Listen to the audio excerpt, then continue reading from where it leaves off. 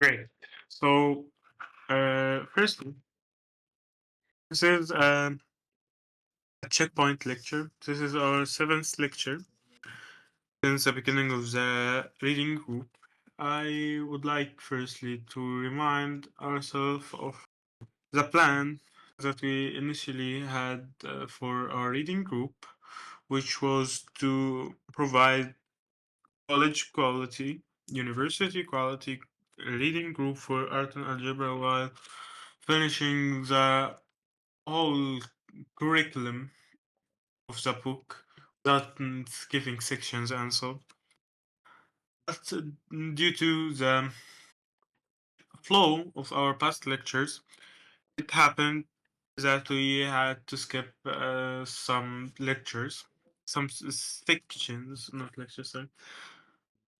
So before we start and get to the plan of what we're doing today, I would like to share my screen and tell you where we are in the in the course. Firstly, this is the content of our book. It's the first edition, not the second edition. It's I want yeah, it's the 1991 edition. The content, the first thing that we skipped was chapter one. It seems that like a counterintuitive thing to skip, but like we are assuming that that anyone here has a pretty good background on linear algebra, even at the computational level.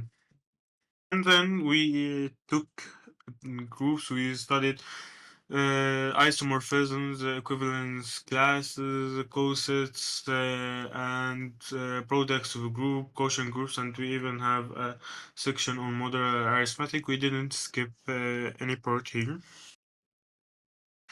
Now, then we got to chapter 3, vector spaces, and chapter 3 and chapter 4 is like kind of a break from the group series that we had before, and was a kind of a jump into abstract linear algebra. In chapter 3, we skipped sections 2, 5, and 6. Section 2 was on abstract field.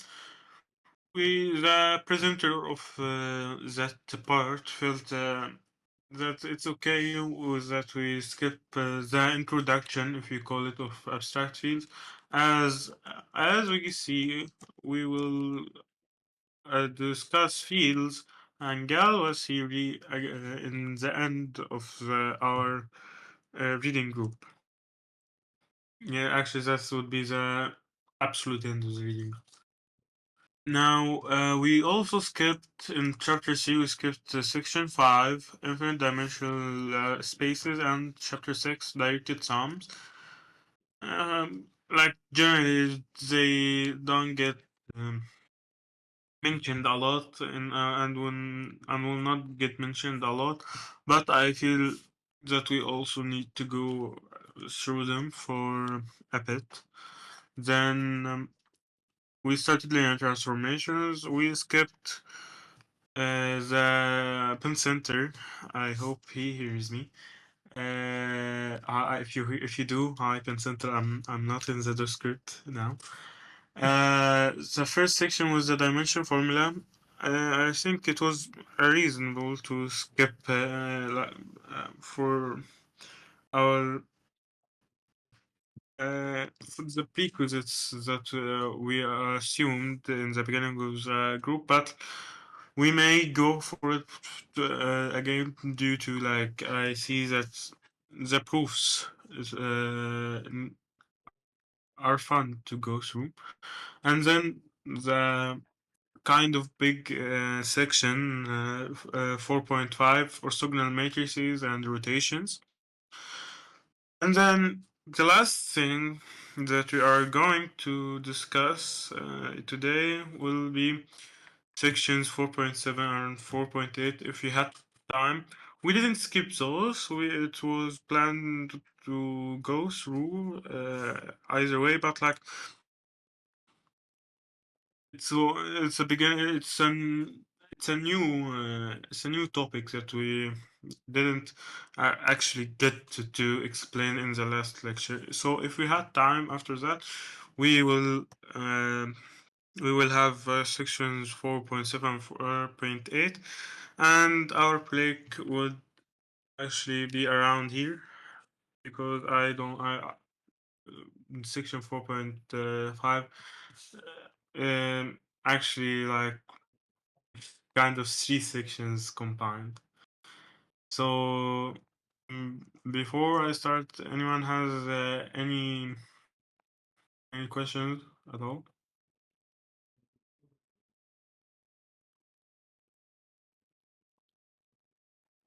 I'm not seeing any so far in Discord, but feel free to keep typing if you're.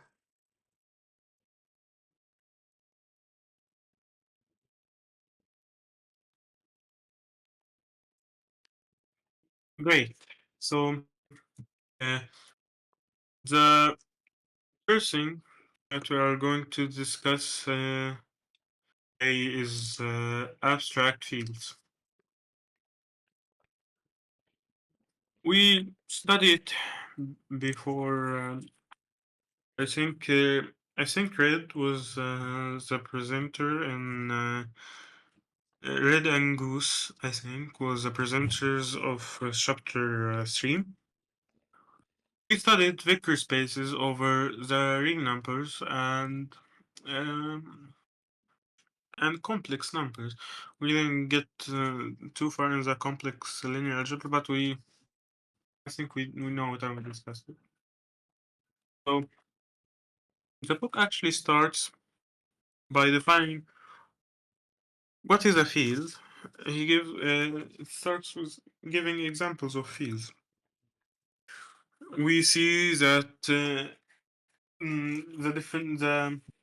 provisional definition for fields. I want to write this verbatim. Yeah, 1 second. Yeah. Provisional definition of a field was that a subfield of or a field is kind of a field is a subfield of the complex numbers with five axioms. The first axiom that one is in the field. In the main definition, we will see that the zero is also in the field, and we'll discuss this more, like why he didn't explicitly say that here. And if and closure under multiplication under addition a and b in f, then a plus b is in f. 3a and b is in f. Then a multiplied by b is an f. And then we see that there's an additive for every a. There is negative a in the field. And lastly, for every a doesn't equal to 0, there is 8 power minus 1 in the field. Now, it's not mentioned here that, like, for example, we can say, yeah, we can say that we can add another axiom that 0 is in the field. It's not mentioned here. because from the axioms of closure under addition, and from the axioms that there is an additive inverse, and from the axioms that there exists one, we kind of deduct that zero exists, the zero element exists, and also there are some inherited structure from the complex number that the stating of the zero is a distinct element in the field kind of feel redundant. But there is actually some fields that we will discuss known as abstract fields or prime fields that we need actually to say that one and zero are distinct fields. For example, if I actually talk about the actual definition, I just want to give you the idea between the professional definition and the actual definition, because the professional definition is the one that gives you the intuition for the subject. You see, a uh, field F is a set together with addition and multiplication. It's like two laws of composition, so on and so forth. I don't need to state that explicitly. All the addition and satisfying the following axioms. One, addition makes F the field an abelian group,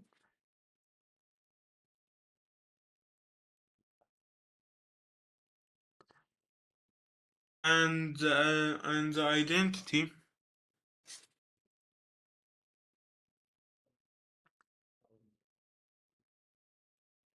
element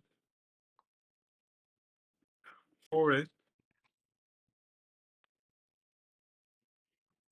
is denoted zero. Let's underline that part. Two, multiplication makes F without the element zero an abelian group. Two. And the identity element for it is denoted one. You see, the definition says that the identity element for addition is denoted by zero or as denoted by simple, and multiplication the identity is denoted by a different symbol. I will state the third axiom. The third axiom is just distributive laws. Hold. I don't want to. I don't have to explicitly write it, but like the important part that it the identity element for addition and the identity element for multiplication are both denoted separately. So let's let's for example try something. What is uh, what is the easiest or the smallest field that I can make from these axioms? The answer would be the field equals 0 and 1. Now, now the definition says there's multiplication and addition. So I must firstly let's check that the addition the table holds. So here's addition 0, 1, 0. From our numbers easy 0 plus 0 is it's the 0 is the identity element, so 0, 1 and 1. Now 1 plus 1 here must be equal to 0. Why? Because if for example I just want to add that counter example, if counter example, if 1 plus 1 were to equal 1, then 1 would be the identity. 1 would be equal to 0. That's the important part of denoting the identity elements in different symbols or different ways. Uh, and multiplication is easy. We have 0, 1, 0, 1. 0 times anything is 0, and 1 times 1 is 1. That's easy. Now, the question here for the audience, this structure, what do you see that it is isomorphic to? It's or maybe not isomorphic, it's like a structure that we already know.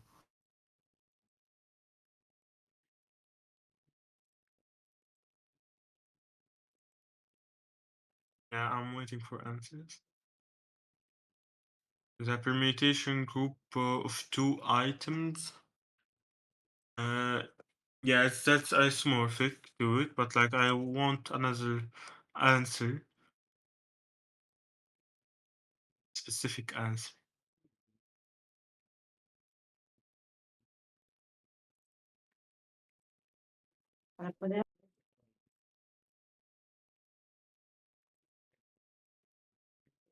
I can't hear that, but like I'm open to the chat, if anyone. Yeah,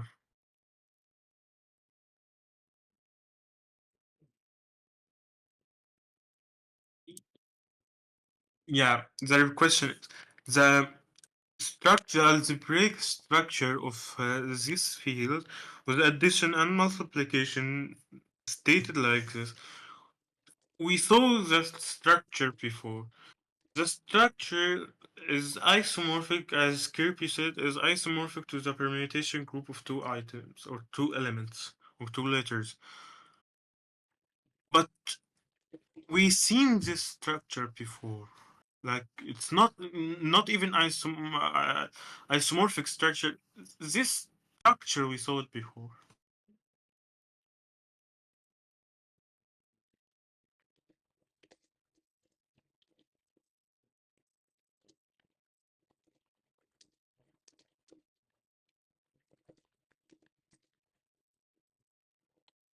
Mm, that's not actually.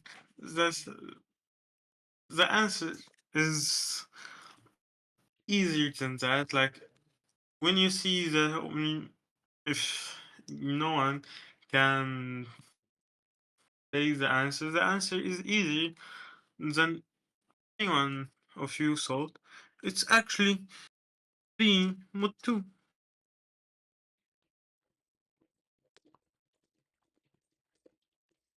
Like if you are adding, we know that 0 in z mod 2 is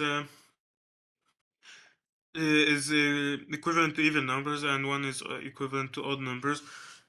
Even plus even is even. Even plus odd is odd. Even plus odd is odd. Odd plus odd uh, is even. Multiplication also, even times even is even. Odd times even is even. Odd times even is even, and odd times odd is odd. Yeah, it's easier than the answer any one of you saw. So yeah, it's not even it's not even isomorphic. Like Kirby, the best answers that I got was from Kirby. The permutation group of two letters that's actually isomorphic, but this structure doesn't need to be isomorphic. It is the structure of Z modulo 2. Now we have actually a kind of kind of important detail to notice that 2 here is a prime number. What if, like, we will prove that, but like, I want to do something. What if, for example, I made the theme mod 6, Z modulo 6? Would it be a field? Let's see. Uh, we'll say F dagger, I don't know, and that kind of simple. I just want to simple. So is equal to 0, 1, 2, 3, 4, 5, and equal to Z mod 6G. Let's look at the axioms that we have.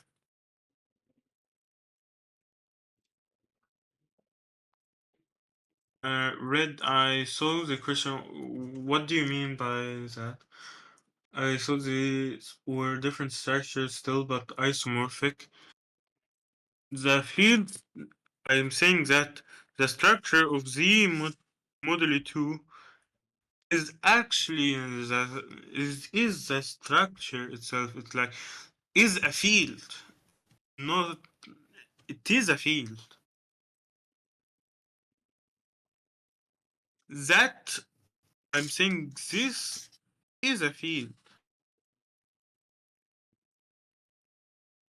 and any other, and I'm saying now I'm trying the the permutation group of two letters is isomorphic to that group. So they are isomorphic. Now here I'm trying to say, what if the field was Z modulo 6, for example? We'll make a field. We say we have the addition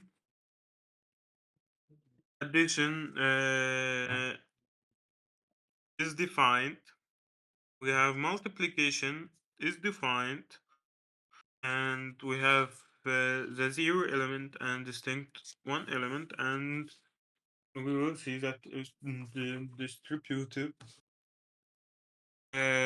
distributive law holds. Yeah, yeah. The model 2 is an example of a field, yes. But the problem here is with inverses. You see, um, for multiplication, we know that a modulo 6 times b modulo 6 equals ab modulo 6, like together. We saw that in our group series stuff. Now let's let's take 5 for example.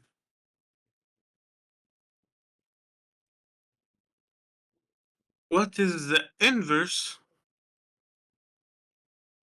b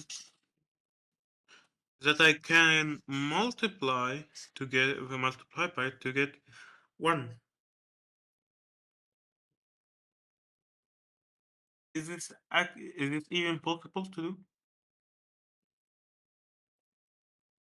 Let's actually uh, like hardball it. Let's like try to do it. What is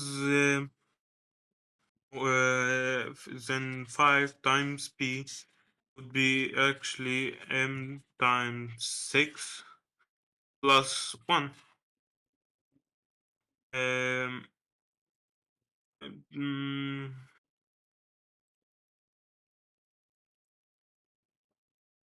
we can I I don't see any element that can do that. Like if we, for example, 5 times 4 module, then it would be 20, which is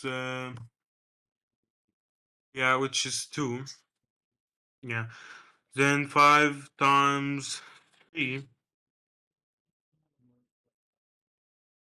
it's 15, which is 3, I think. Yeah. 5 times 2, 10, which is 4. 5 times 1 is 5. 5 times 0 is just 0. I don't see any way that there is a multiplicative inverse for the element 5 in Z mod C, Z mod 6. We can say that the inverses here,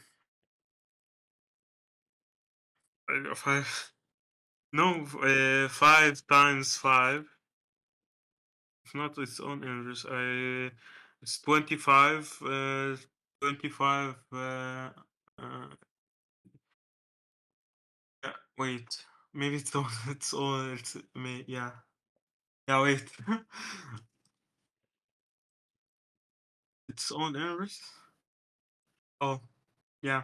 Then then I made a bad example, but like there's an element here. I don't know. Some element here, maybe 4, maybe 3. I didn't actually how do it. But you won't find an inverse for every element here. Uh, just to note, 0 doesn't count because the so multiplication makes f minus 0 an abelian group. So if we add 0, we won't be able to find an inverse for 0 anyway. So now, as Red mentioned, you don't think 4 has an inverse? Yeah, maybe. Let's try it actually. 4. 4. Wait, wait, yeah. 4 times 0 is 0. I think 4. 3 would be easier to check because it's half of the mod numbers, so multiplying it by anything will either be 3 or 0. Yeah, yeah, but we already started 3 and 4. We will just it's and the 6 operation is still so 4 is 4 and 4 times 2 is 2. 4 times 3 is 0. I think yes. Yeah. 4 times 4 is 4. not zeros. I think 4 times 4 is 16, and yeah, 4. 4 times 5 we saw to be 2. 4 has no inverse in the mod 6, not mod 7, mod 6. For example, let's check 3 times. It's still same stuff, so it will be yeah, 0. 3 times 1 is 3. 3 times 2 is 0. 3 times 3 is 3. 3 times 4 is 0. 3 times 5, we saw that to be 3. We can do the same with 2 and with and even with 1. Maybe we saw I picked a wrong example for 5, but like most elements here won't have an inverse, excluding 0, of course. This breaks the second axiom that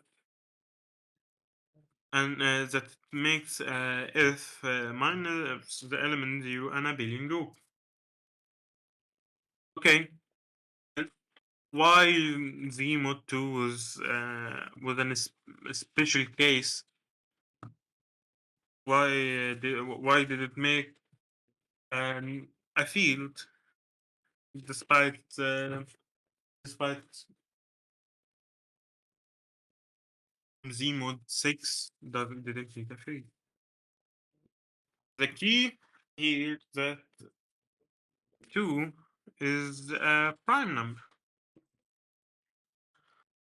Now we will say that we saw in the Benedict Gross lecture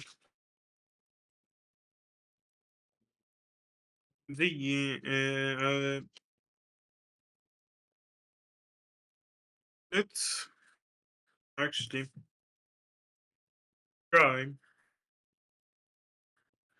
to make the proof. I just want to see, yeah.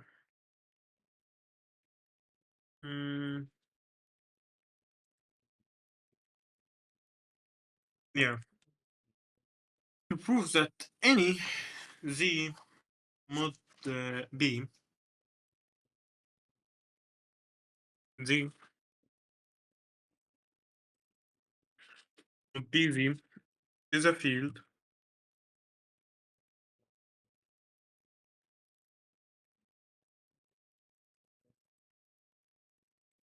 Yeah, in fact, I further predict that any composite mod isn't a field because any multiple of will cycle between its own multiple and 0.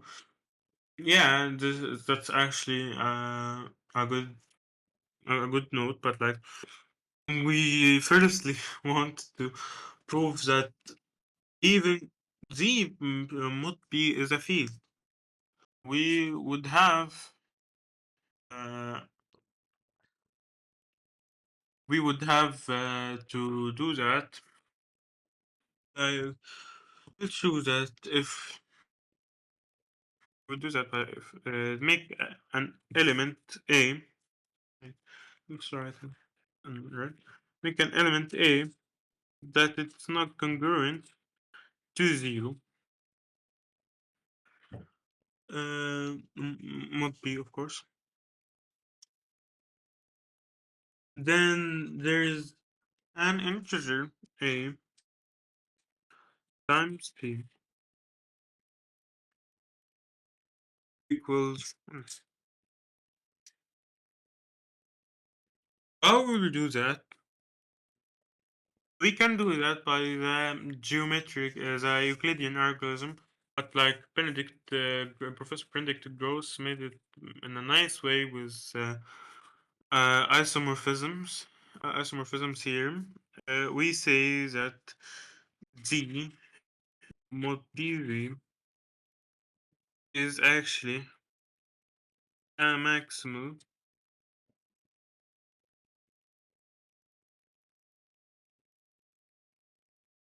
a maximal subgroup.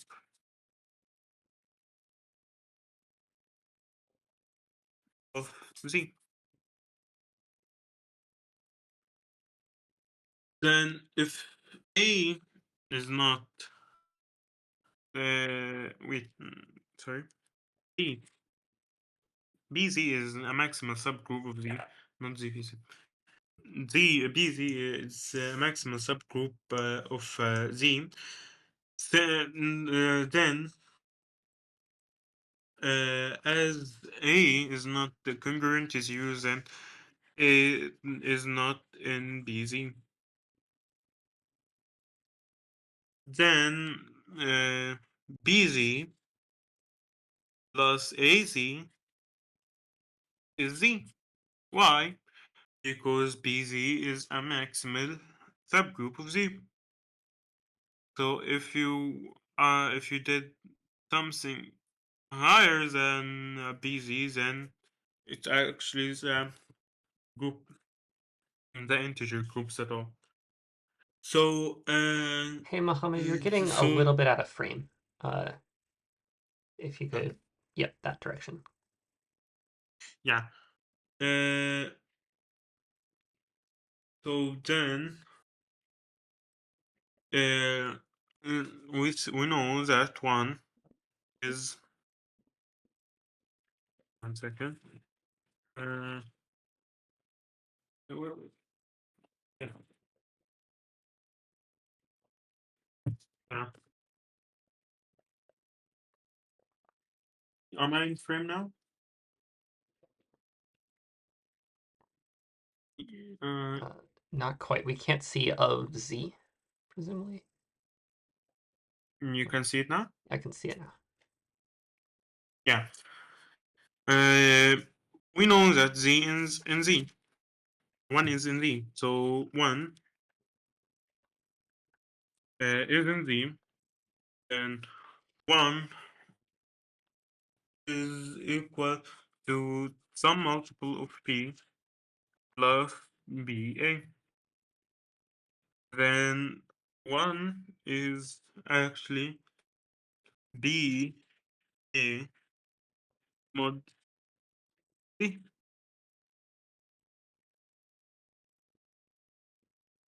That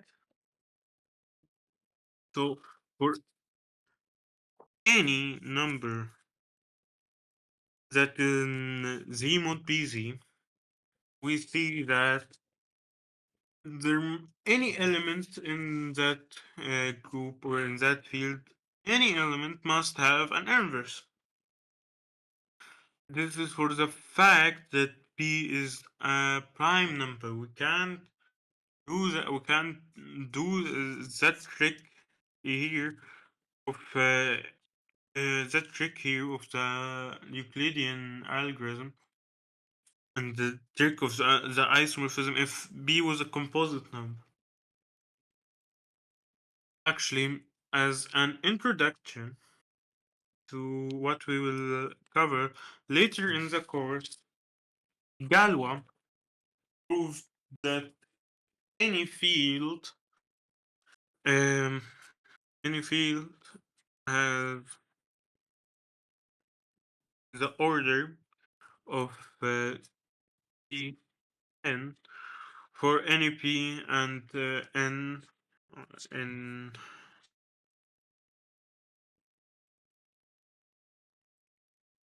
greater than or equal. Yeah. Now we see that actually. Let's get to our provisional definition.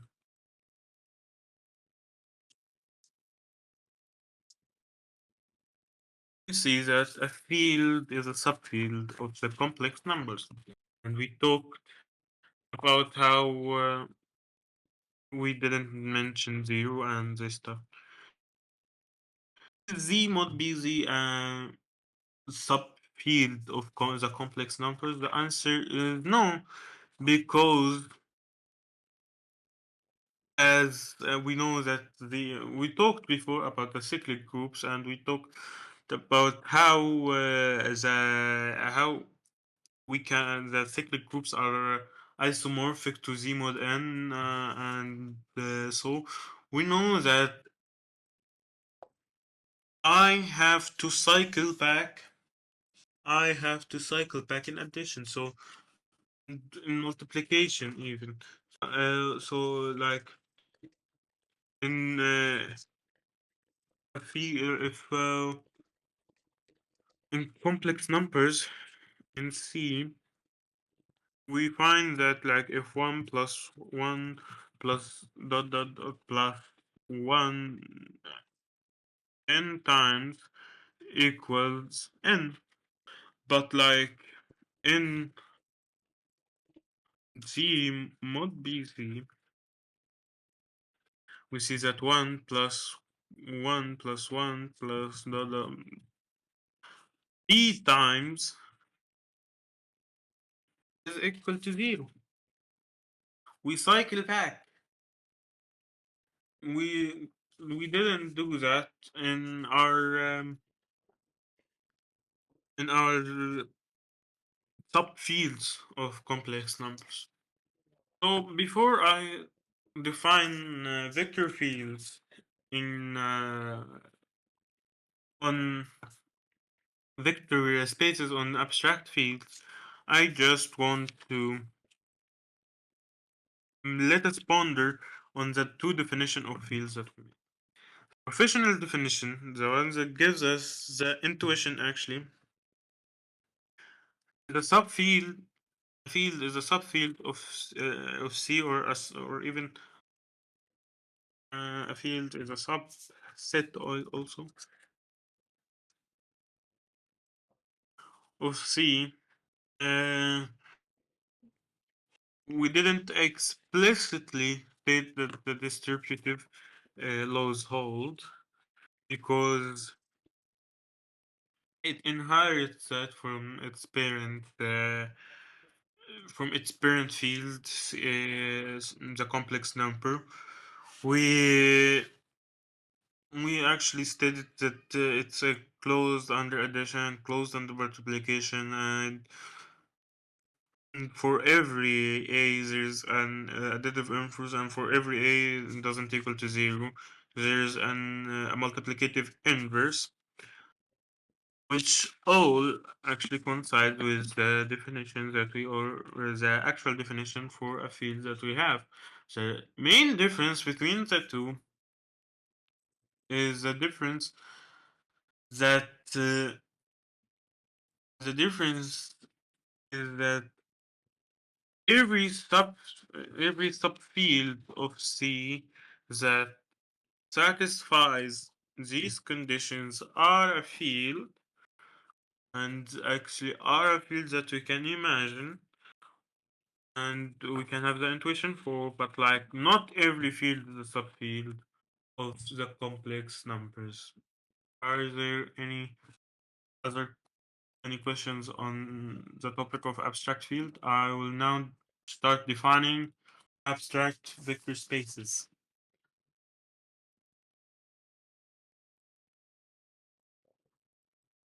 Mm, I don't see I don't see any questions. So let's start defining our abstract vector space. Yes. Vector space. Let's see first.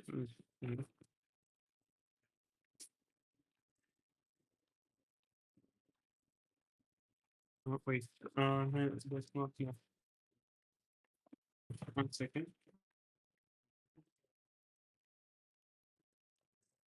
And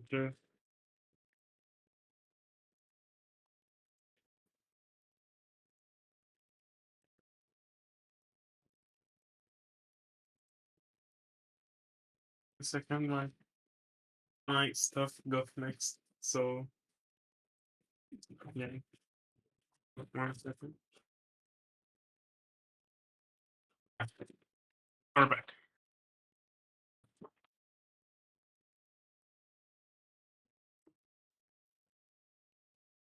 a vector space. Actually, the definition of a abstract vector space is one of the most definitions that I like. An abstract vector space over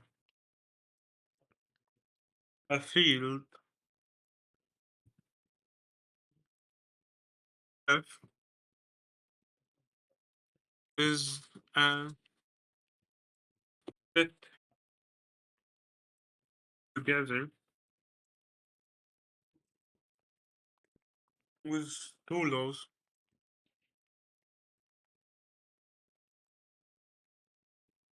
of composition.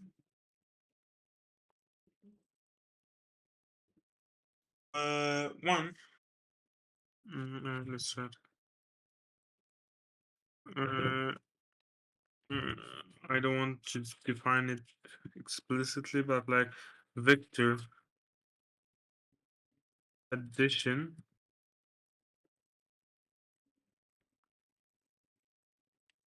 and scalar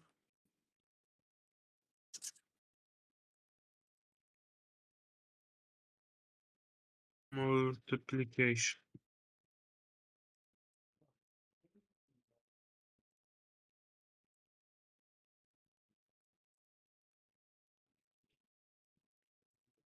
The scalars come from the field here. Yeah, yeah, you can see that right now. And satisfying the following axioms. Addition addition makes V into a commutative group.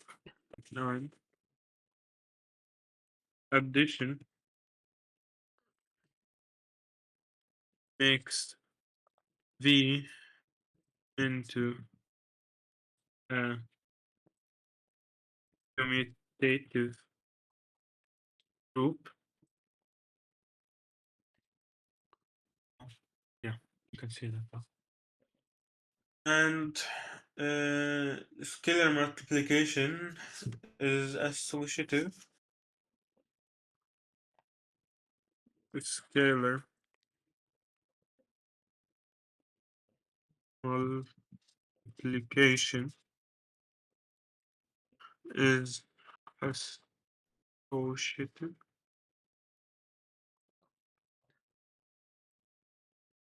The element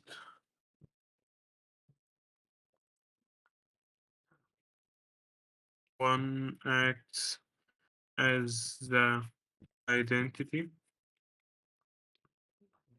One dot v equals v, and this lastly, this distributive flows. Oh, that's the definition. Wait, I think. No. The distributive laws hold. Then all of what we constructed over any period of time in our studies of linear algebra, so even if it's computational or proof based, we can reconstruct all of um, all of the stuff here, or of the stuff we already did in the terms of abstract fields and abstract vector spaces. Now, yeah. Um,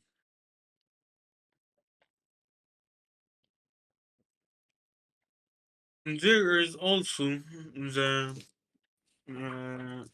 of course isomorphisms of fields that is mentioned. Yeah,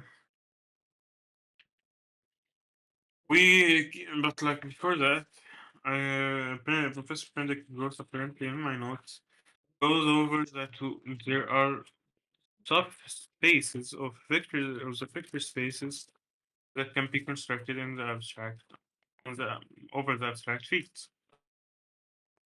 Uh, we have we can actually make the vector space zero, the zero vector, the vector space for any field. There is the vector space f. There is a vector space fn, and we see that each one of those is a subfield of the other.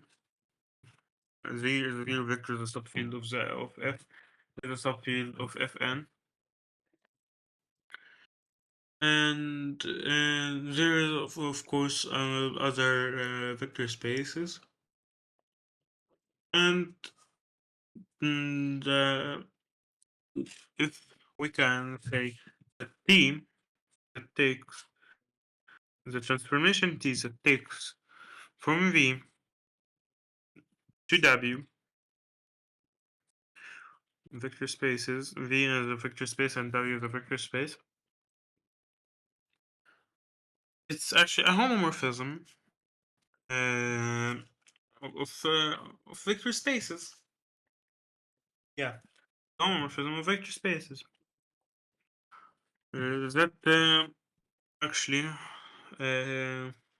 have addition in it.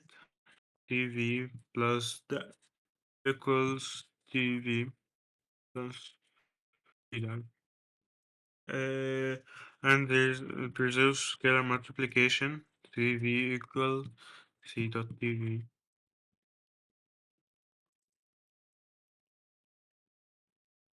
Now, if T was bijective maps, then it would be named isomorphism.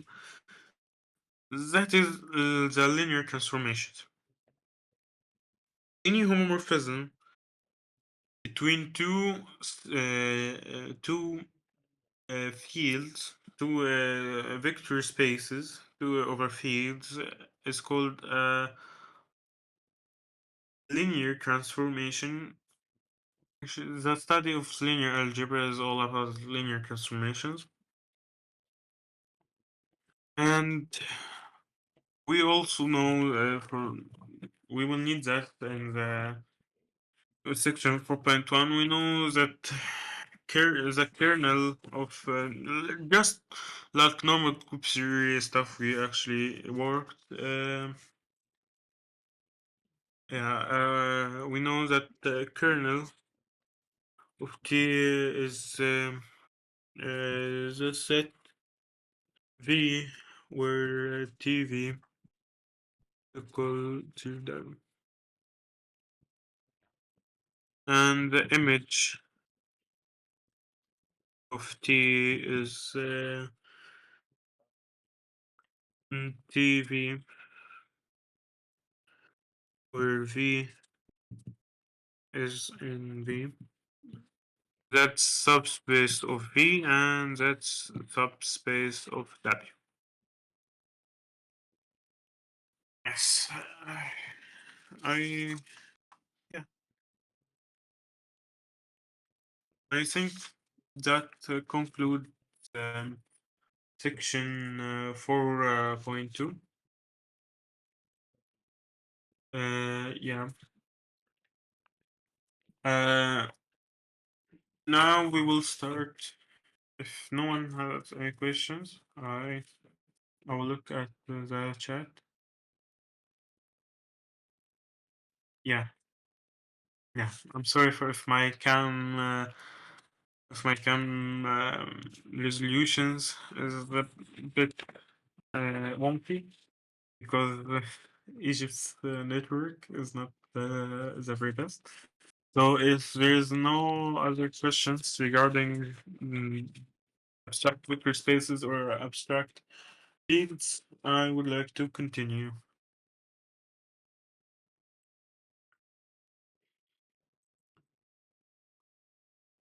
Okay. I don't see anyone typing. Okay. So we will start. Infinite dimensional spaces.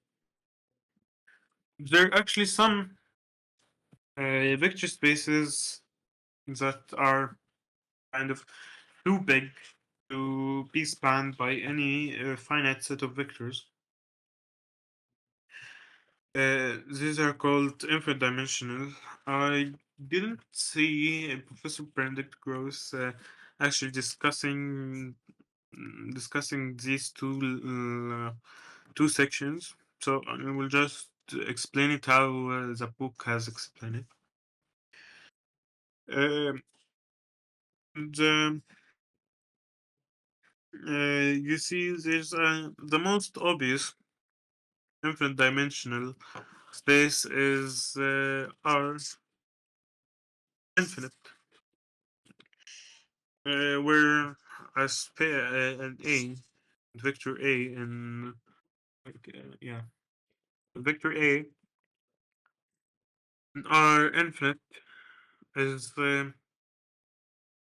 is written in this way: A1, A2, A3, and so on, without an end. That's actually uh, an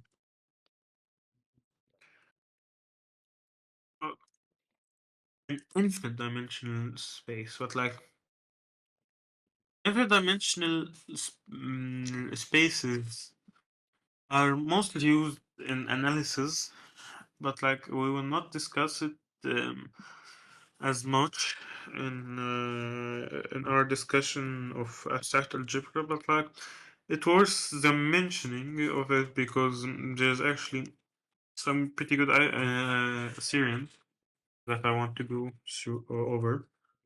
Uh,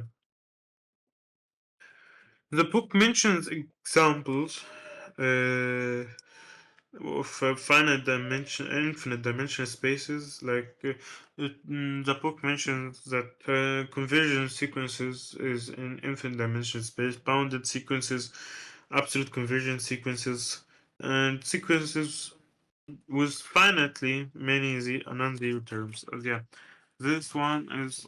I won't write this one. No. Uh, Z. Uh, should I use Z for the, uh, actually forget it. I yeah for let's just use Z. V is A and R infinite, where an equals 0 for all but finitely many n. That's an infinite dimension space, but it has actually uh, quite interesting fact about it. Now, but before we state that fact, a set like I just want you to think of the questions. Yeah, polynomials are infinite dimensional spaces. Yes, but like I want to actually uh, to think about the questions that I will ask. Is it possible that an infinite set of vectors span an infinite dimensional space? And can this happen?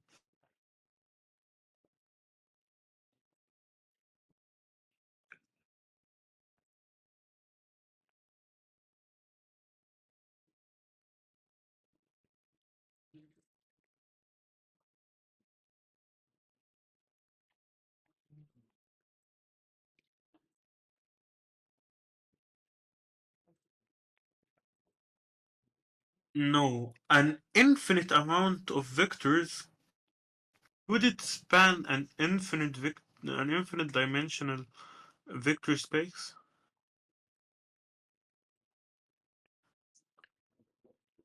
The answer is actually easy if you are familiar with series.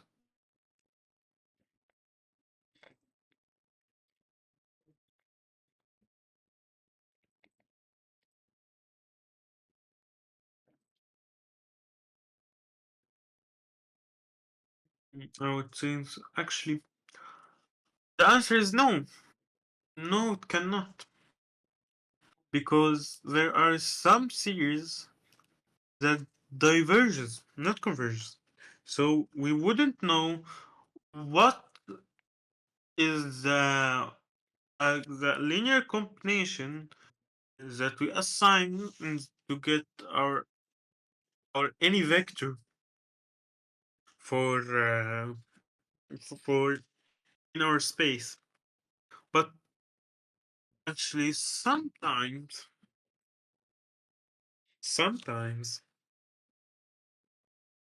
it's ask another question: can a finite set of vector spaces span an infinite dimensional vector space?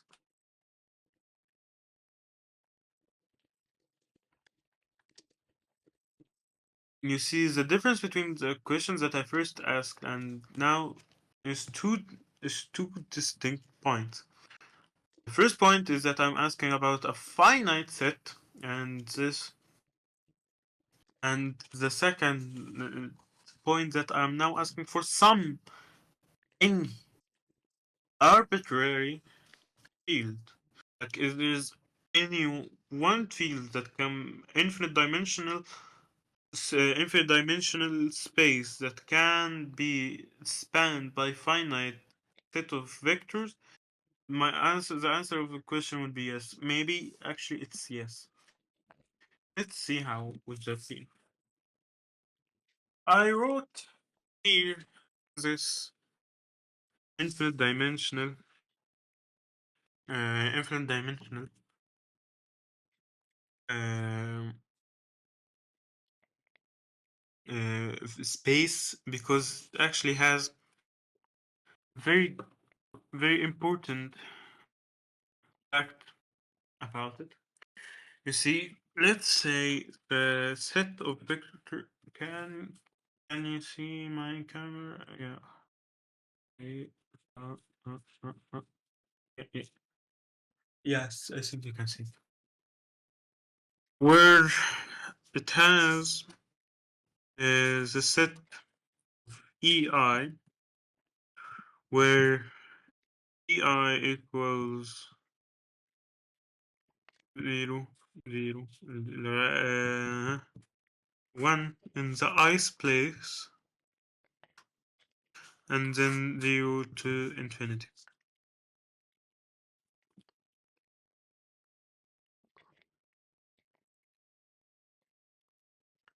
You see, this here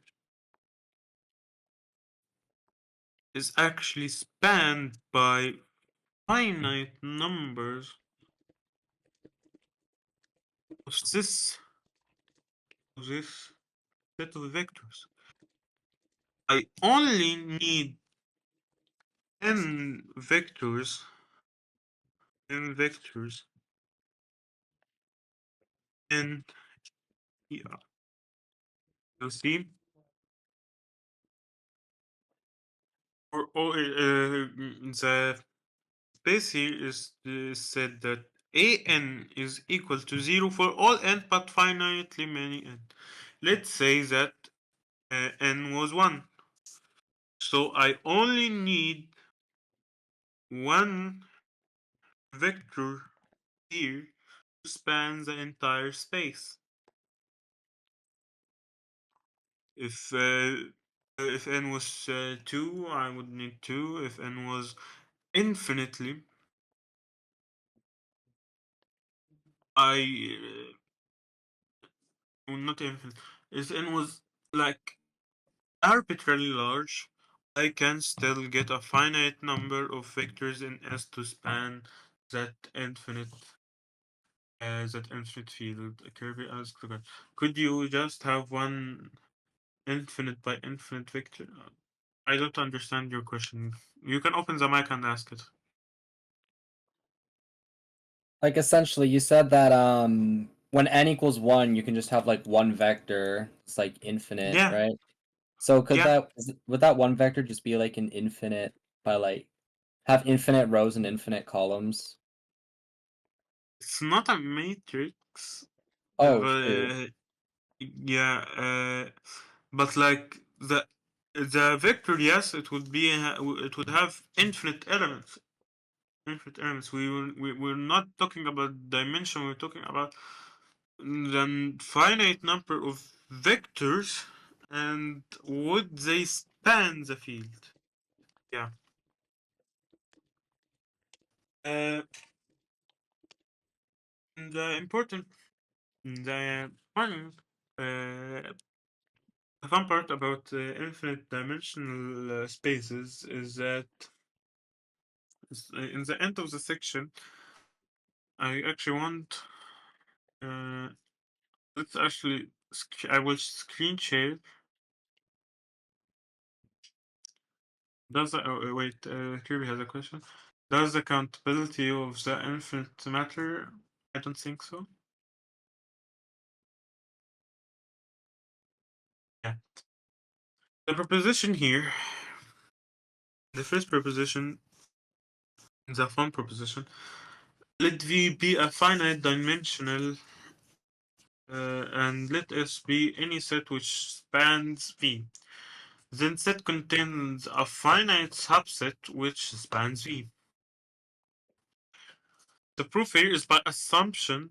There's some finite set W1 and to Wm which spans V. You see, as V is a finite dimensional, we know that every finite dimensional space has bases.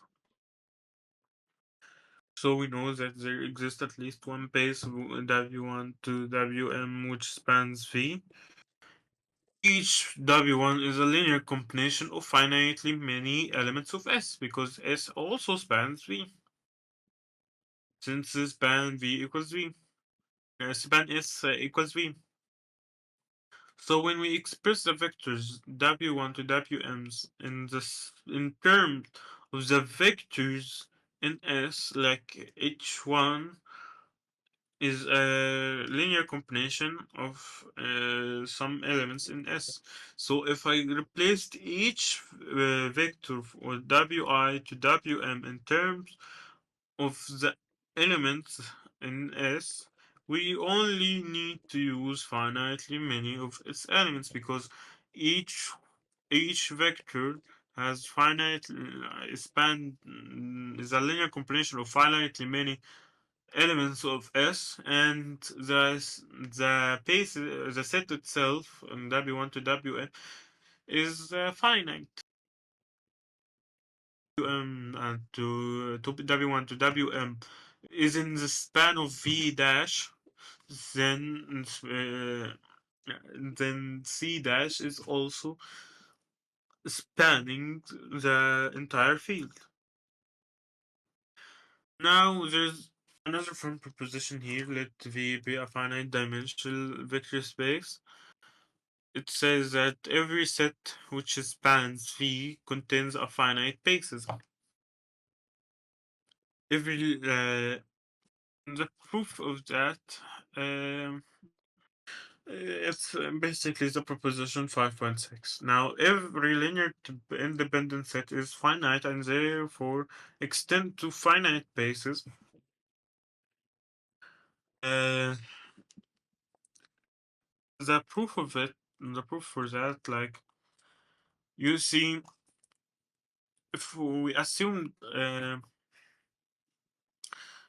if if L was infinite, it would contradict. Yeah, uh, I will get back to my writing board, if I can call it that. Yeah. Uh, yeah. The proposition says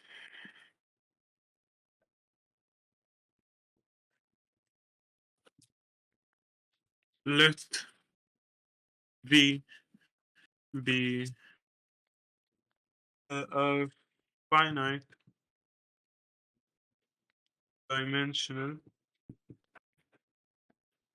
finite dimensional vector space.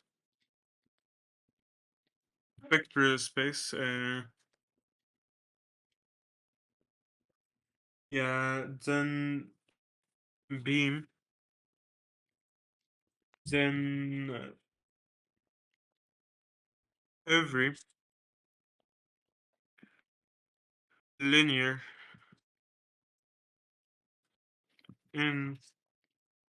independent set L is finite and therefore tend to a finite basis. That's an easy proof by contradiction because if L was infinite, if L was infinite, then it would contradict the fact that V is a finite dimensional vector space. And we proved in our past lectures that any set of linear independent vectors can be extended to a finite basis, because we know that also uh, each every now we go to the last why finite basis, because it's finite dimensional vector space. Now that actually combined with the propositions that we had just read gives us the last conclusion that every basis is finite.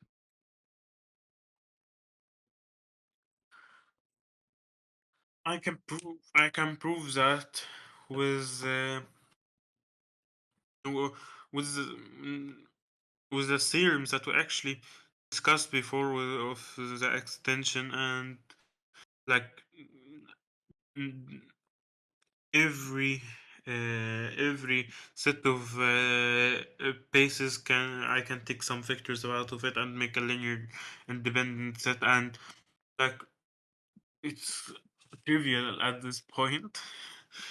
uh, so the the three that's the three conclusions that we made, going back to the screen share, this these conclusions that we made here are the main purpose that why we are talking about infinite dimensional space here. That concludes the section for the infinite dimensional space. A good small section. Any questions about it before going into the directed sums?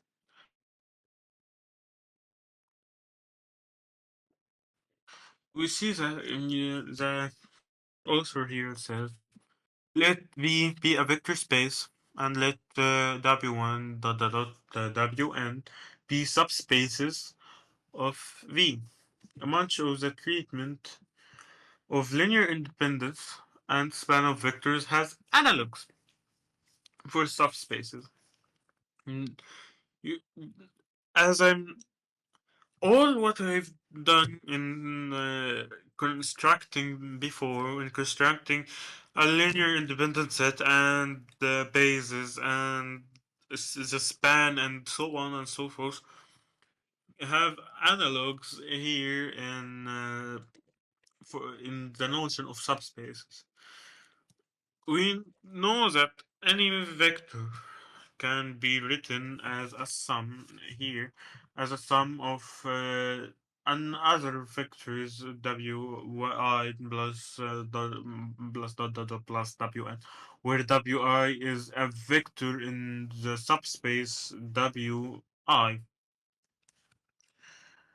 This, as I said, is trivial considering the stuff that we actually went through before. Now, the set of all such vectors that is called the sum of the subspaces or the span of the subspaces. That's the first analogous stuff, analogous thing that we are going to discuss here is the span. You see, if I added uh, all the subspaces in the way that I denoted the vector v as a linear combination of wi's, I can add the subspaces, all of it, like as defined here. The addition of subspaces or the span of subspaces are the set of all vectors v's where each v can be described as an as a linear combination of wi's. The sum is also a subspace of V, analogous to the span of any set of vectors. Clearly, of course, it's the small subspace containing subspace W1 dot till Wn. Now, the next thing that we are going to discuss are the subspaces. When are the subspaces called independent? They are the subspaces W2 Wn are called independent if there is no sum W1 to Wn was Wi belongs to Wi. I think they forgot an I here. Is zero, except for the trivial sum where in which Wi is zero for all I. In other words, the spaces are independent if W1 by the plus dot plus Wn equals 0 and Wi belongs to Wi capital implies that W small I equals 0 for all I. In case the span is the whole space and the subspaces are independent, we say that V is the directed sum of the subspaces W1 till Wn, and we write the directed sum with this funky little symbol here. If we say that V is the directed sum of W1 till Wn, if V equals the span of W1 till Wn, and if W1 till Wn are independent. This is equivalent to saying that every vector V can be written in the form here. It can be written as a linear combination of W1 to Wn, and so and so on and so forth. So and it's the only way. It's a unique way. So if W1 till Wn are independent subspaces of a vector space V, and if W plus Wi plus plus Wn is their sum, then in fact U is their directed sum. Mm, you know, I think you get the idea of the directed sum here. There's two propositions, not as fun as the propositions that we talked about before. That a single subspace is, of course, independent. That's trivial. The propositions are trivial, but like I will post them. I will post them now in the problem form of Artin. A single subspace is like, by the definition, is independent. Two subspaces are independent if and only if their intersection is zero.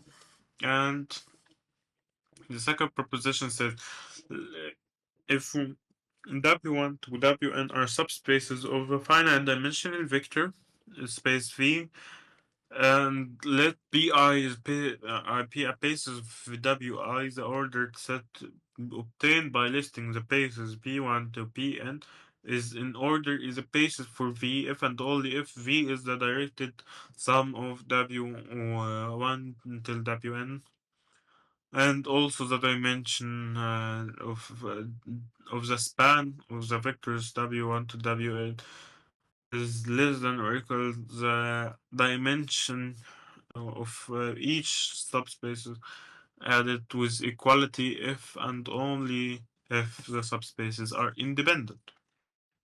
I hope you can understand at least the proposition, what the proposition says. If not, you already know how would you prove them. Are there any problems with these propositions?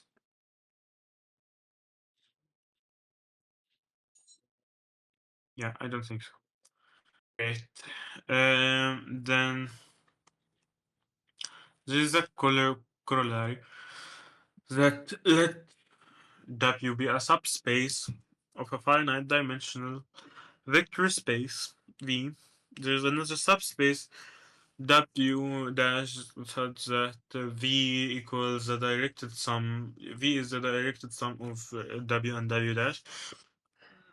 I think you should also have a quite clear uh, image of what it says here, because let W1 to WD be a basis. The proof here, let W1 to WD be a basis for W, extend to a basis for V. We talked about the extension of basis.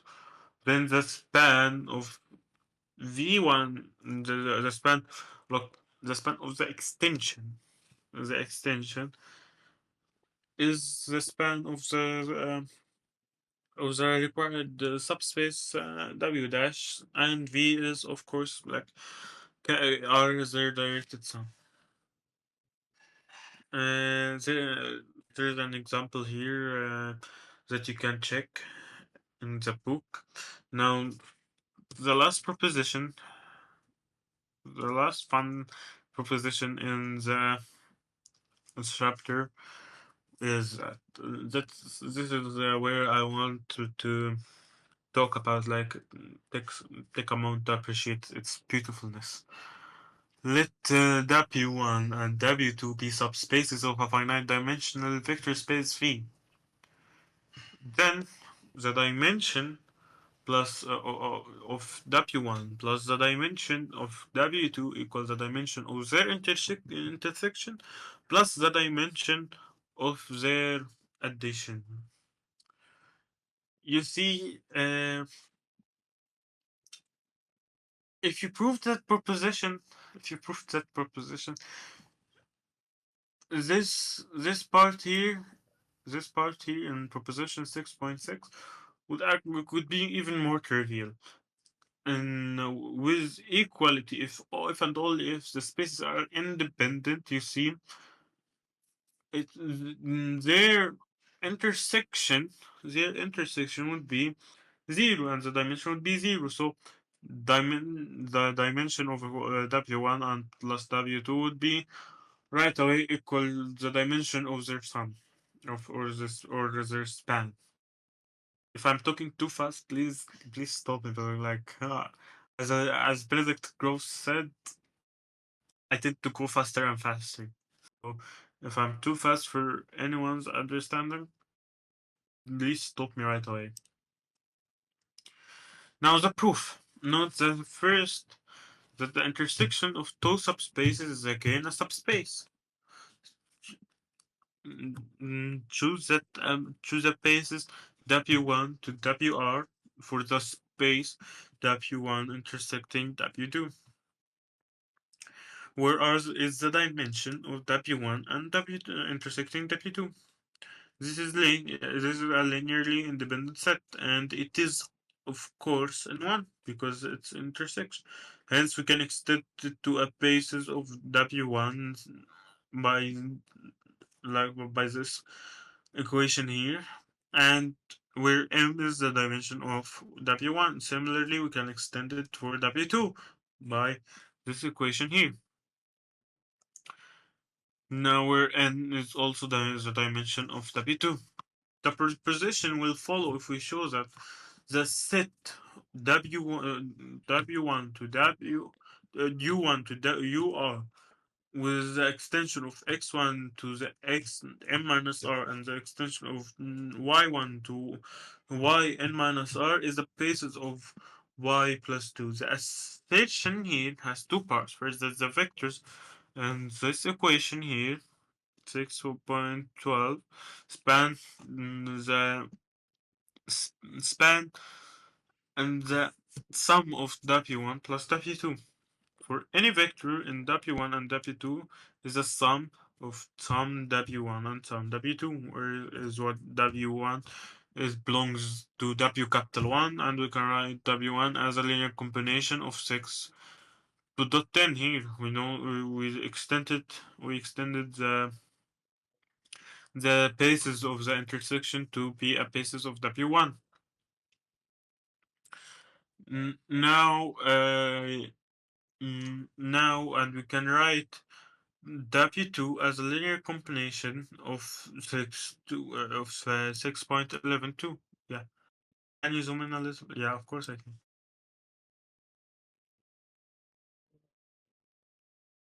Is this good enough? Yeah, of course. I can zoom more if, yeah, okay. Now we can write, as I said, we can write W2 as a linear combination of the equation of here. We know we extended the basis of the intersection to be a basis of W2. We can write this as a linear combination here. Next, the vectors. Collecting the terms, we find that V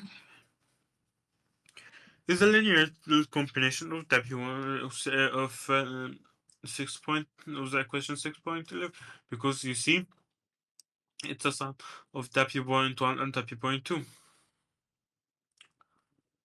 Next, the vectors in 6.6 and 0.11 are linearly independent. Then suppose that some linear combination is 0, say here, that linear combination is 0. We can abbreviate this as W plus X plus Y equals 0. W is the basis of the intersection. X is the extension to span W1, and Y is the extension to span W2. We can solve this for Y, so it will be Y equals minus W minus U minus X, which is belong to Y1, but Y it belongs to y2. Hence, y is in the intersection of y of w1 and w2, and so y is a linear combination. Say u prime of u1 to ur, then minus u dash plus plus y equals 0 is a relation among the vectors here 6.11, which are independent, so it must be the trivial relation. This shows that y equals 0, thus our original relations reduces to to u plus x. And since 6.10 here is a basis, this relation is trivial. That 0 u equals 0 and x equals 0. So the whole relation are trivial as required, so they are linearly independent and span V. So the dimension of W1 plus W2 equals the dimension of the intersection, which is R here. The base is here. Plus the dimension of their addition, which we made here.